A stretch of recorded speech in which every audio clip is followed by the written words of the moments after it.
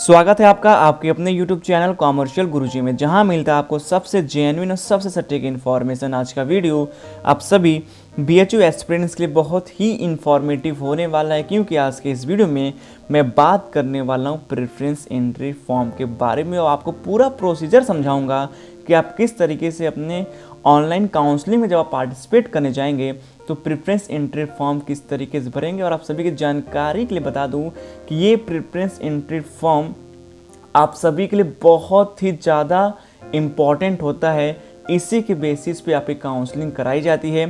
तो इस वीडियो को बिना स्किप किए हुए देखिएगा ताकि एक एक इन्फॉर्मेशन आपको समझ में आए। और जिनको भी इस बार काउंसलिंग में पार्टिसिपेट करना होगा, जब आपके कट ऑफ्स रिलीज हो जाएंगे, रिजल्ट अनाउंस हो जाएगा, सभी को प्रेफरेंस एंट्री फॉर्म भरना पड़ेगा और सारा कुछ जो है कि ऑनलाइन होने वाला है। तो एक एक बात यहाँ पर जो मैं आपसे शेयर करने वाला हूँ वो बहुत ही इंपॉर्टेंट है, तो प्लीज़ स्किप नहीं करिएगा। उसके साथ साथ आप सभी की जिम्मेदारी बनती है कि इस वीडियो को और भी ज़्यादा एस्पिरेंट के साथ शेयर करें ताकि सभी को एकदम जेन्युइन और ऑथेंटिक इन्फॉर्मेशन मिल सके। इस बार की जो काउंसलिंग होने वाली वो ऑनलाइन होने वाली है, तो इसलिए आपको यहाँ वहाँ दौड़ना भागना परेशान होना न पड़े, आपको पहले से सारा कुछ इन्फॉर्मेशन पता हो।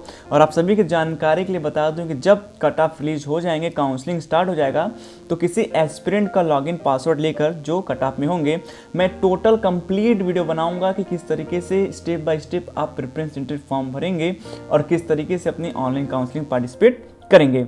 तो आप सभी से ये रिक्वेस्ट रहेगा कि आप चैनल को जरूर सब्सक्राइब कर लेंगे, उसके साथ साथ शेयर भी करेंगे ताकि और भी एस्पिरेंट इस चैनल के साथ जुड़े।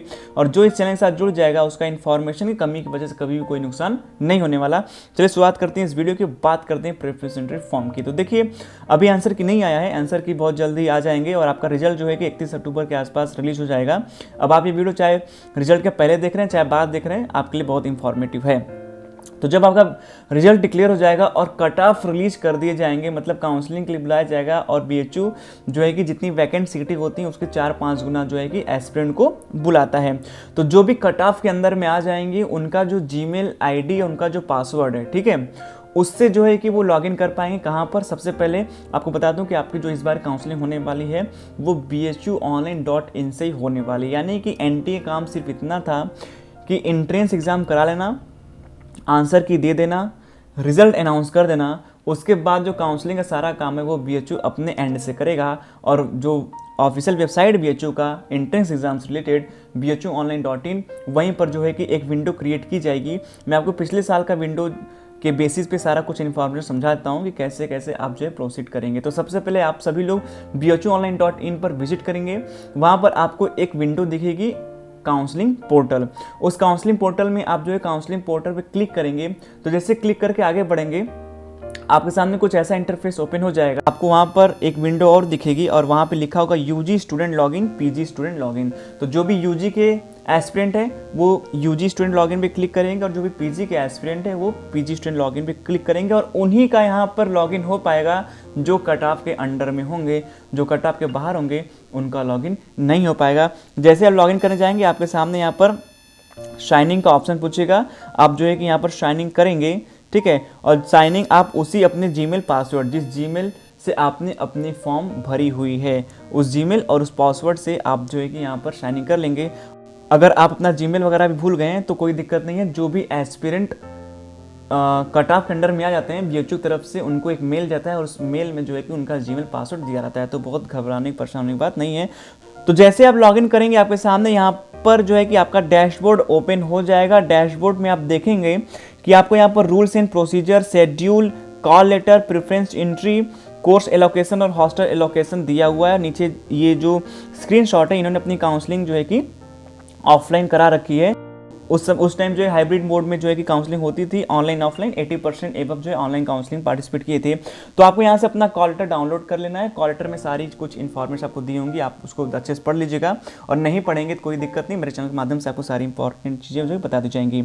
अब आप यहाँ पे प्रेफरेंस एंट्री फॉर्म पे क्लिक करेंगे तो आपके सामने प्रेफरेंस एंट्री फॉर्म का ऑप्शन जो है खुल जाएगा। जैसे ही आप लॉगिन करेंगे तो आपको यहाँ पर course selection for preference entry पूछेगा। अगर आप BA आर्ट्स सोशल के एस्पिरेंट हैं तो वहाँ पर BA आर्ट्स के लिए भी आ जाएगा और सोशल के लिए आ जाएगा, दोनों के लिए आपको अलग अलग प्रेफरेंस एंट्री फॉर्म भरना होगा।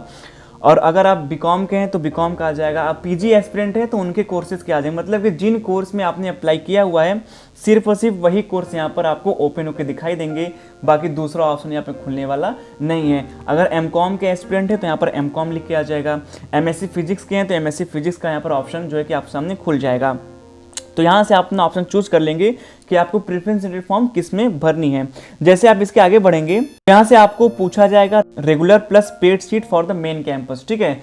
और अगर सीटें एफिलिएटेड कॉलेज में है और आपको एफिलिएटेड कॉलेज के लिए भी आया हुआ है तो वहाँ पर जो है कि एफिलिएटेड कॉलेज का ऑप्शन आपके सामने खुल सकता है, या अगर नहीं खुलता तो प्रेफरेंस एंट्री फॉर्म में बाद में जो है कि आप जब लोकेशन को एलोकेट करेंगे तो वहाँ पर जो है कि आपको सारी चीज़ें देखने के लिए मिल जाएंगी। देखिए आज के इस वीडियो में मैं सिर्फ और सिर्फ प्रेफरेंस एंट्री फॉर्म और जो आपका लोकेशन एलोकेशन है, ठीक है, किस किस लोकेशन पे आपको एडमिशन लेना है, ठीक है, और जो कोर्स एलोकेशन है मैं उसके बारे में बात करने वाला हूँ। बाकी जो सब्जेक्ट कॉम्बिनेशन है वो सारी बातें मैं अलग से वीडियो में करूँगा, दोनों को एक साथ मैं नहीं कर सकता क्योंकि बहुत ज़्यादा वीडियो लंबा हो जाएगा। उसके बाद जब आप आगे बढ़ेंगे तो आपके सामने यहाँ पर बहुत इंपॉर्टेंट चीज़ ओपन होके आएगी जिसमें आपको सबसे पहले परसेंटेज भरना होगा। और आपके जानकारी के लिए बता दूं कि अगर आप यूजी एस्पिरेंट हैं, ठीक है, और आप जो है कि बीएससी मैथ, बीएससी बायो या फिर बीएससी एजी से जो है कि बिलोंग करते हैं, आप बीएससी एजी या बीएससी बायो या बीएससी मैथमेटिक्स के एस्पिरेंट हैं, तो आपके कॉल लेटर में स्पेशल नोट में एकदम सटीक मेंशन किया होगा कि आपको अपने टोटल 5 सब्जेक्ट में से कितने सब्जेक्ट का परसेंटेज यहाँ पर भरना होगा, ठीक है। बाकी जो बीकॉम के एस्पिरेंट हैं, जो बीए के एस्पिरेंट हैं, ठीक है, जो एलएलबी के एस्पिरेंट हैं, ठीक है, उनके लिए यहाँ पर परसेंटेज भरने के लिए बहुत ज़्यादा वहाँ पर स्पेशल नोट नहीं दिया होगा। उनके जो टॉप 5 सब्जेक्ट हैं या टॉप 4 सब्जेक्ट हैं, ठीक है, कॉल लेटर पे सारा कुछ मेंशन होगा। अगर मेंशन है तो उसके हिसाब चलना होगा, और नहीं मेंशन है तो आपको जो है कि टॉप 5 जो हैं आपके सब्जेक्ट हैं उसके क्या परसेंटेज थे उसको यहाँ पर भरने होंगे। जो भी एलएलबी वाले हैं उनका एडमिशन जो है कि 12+3 के बेसिस पे हो रहा है तो उस तरीके से वो भरेंगे, उनके कॉल लेटर में अलग से दिया होगा। जो भी बीएड वाले हैं, ठीक है, तो वो जो है कि ग्रेजुएशन के बाद बीएड कर रहे हैं तो उनके ग्रेजुएशन का वहाँ परसेंटेज जो है कि आपसे पूछा जाएगा। तो इस तरीके से अपने कॉल लेटर में जो कुछ दिया रहेगा उसी हिसाब से परसेंटेज को भरेंगे, कहीं पर भी कोई भी गलती नहीं करेंगे। और आपके जानकारी बता दो ये परसेंटेज आपके लिए इतने ज़्यादा महत्वपूर्ण है कि आप सोच नहीं सकते। कहने का मतलब जब आपका रिजल्ट आता है तो आप देखते हैं कि एक ही इंडेक्स पे 236 इंडेक्स पे 20-20 बच्चे हैं, 233 इंडेक्स पे 50-50 बच्चे हैं। अब उस 50 बच्चे को किस तरीके से सीक्वेंस में रखा जाएगा उसके लिए यही प्रेफरेंस एंट्री फॉर्म जो है काम करता है।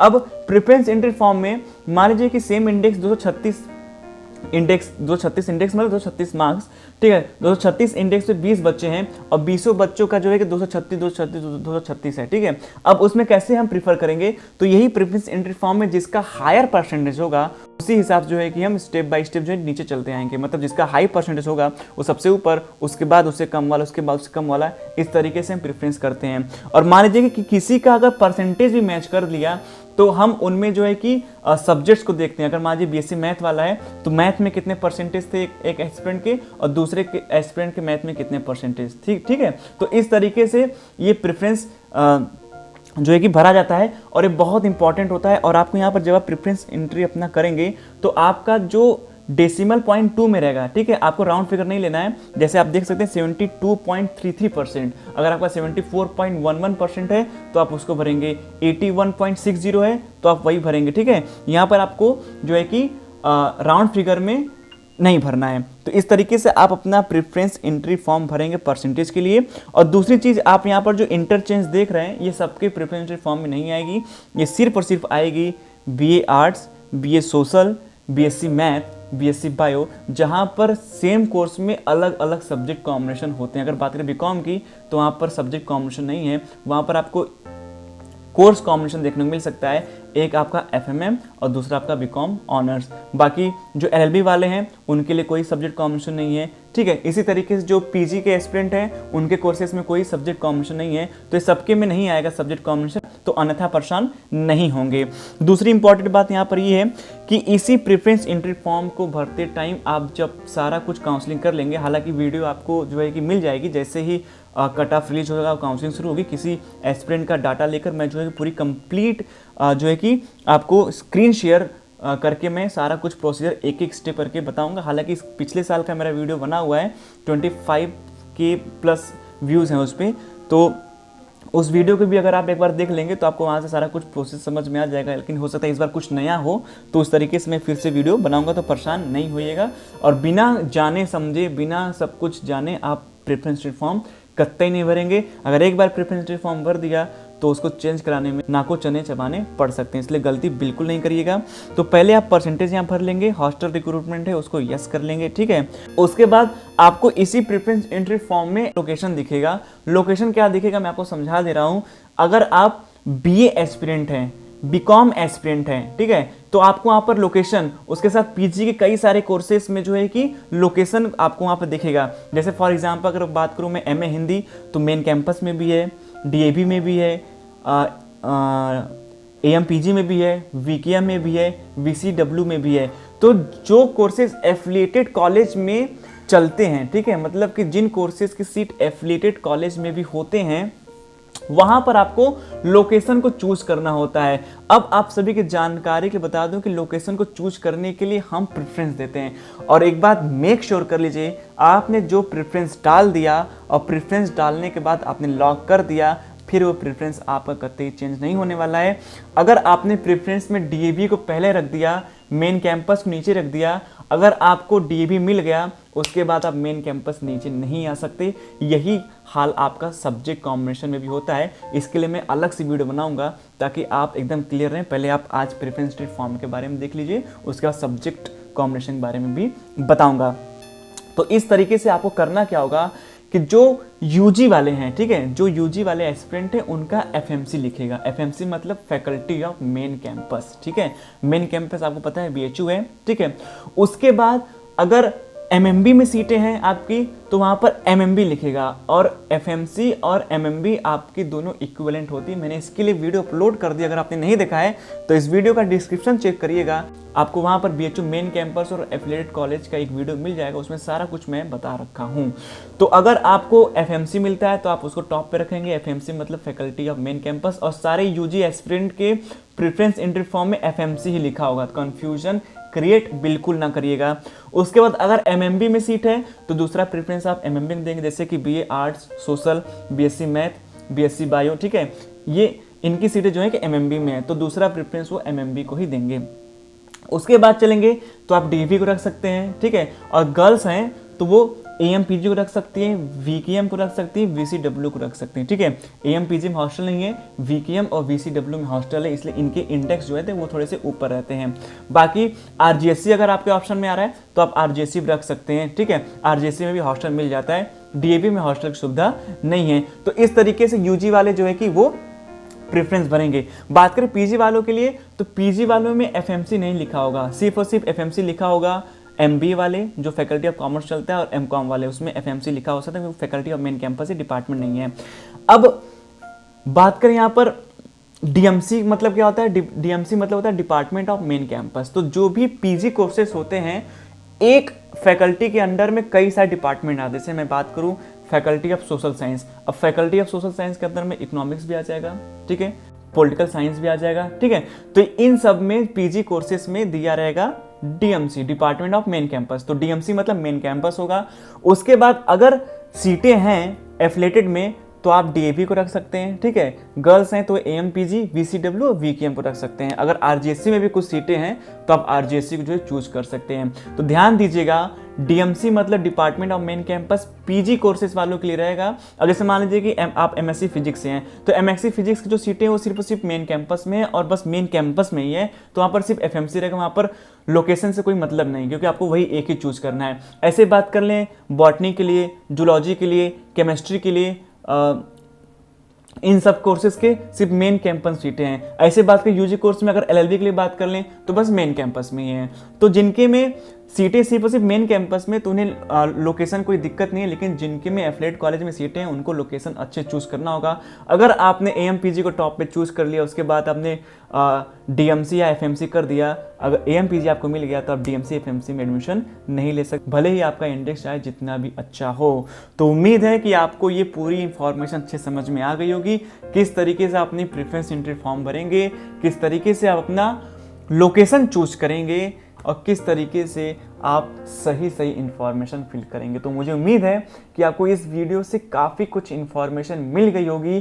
तो ऐसे ही इन्फॉर्मेटिव वीडियोस देखने के लिए कॉमर्शियल गुरुजी को जरूर सब्सक्राइब करके बेल आइकन प्रेस कर दे, ताकि एक एक इन्फॉर्मेशन की वीडियो आपको तुरंत मिलती रहे। जुड़िएगा मेरे साथ, क्योंकि आपको हमेशा से यहाँ से मिलता रहेगा सबसे जेन्युइन सबसे रियल कंटेंट मिलेंगे नई वीडियो में, फिर से कुछ नई अपडेट्स के साथ।